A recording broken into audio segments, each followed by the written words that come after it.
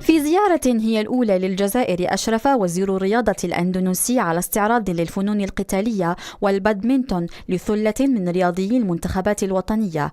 الوزير الأندونيسي الذي كان مرفوقا بالبطل الأولمبي توفيق هدايات أكد اهتمام بلاده بالتعاون الرياضي مع الجزائر. نعمل تطوير pencaksilat الدفاع عن النفس التقليدي الأندونيسي يتطور في الجزائر وتشارك هذه الرياضة في الأولمبياد المستقبلية.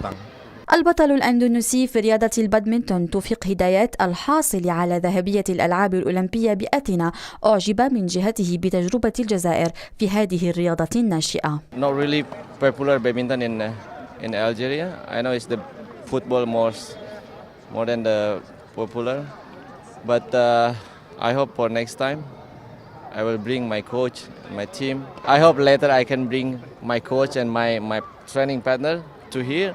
And then to learn how to play badminton for the Algeria player. من جهتها ستبرم وزارة الشباب والرياضة اتفاقية مع نظيرتها الأندونيسية من أجل تفعيل التعاون في المجال الرياضي.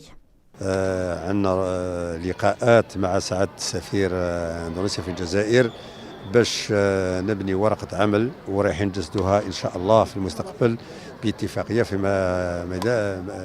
ميدان الشباب والرياضة.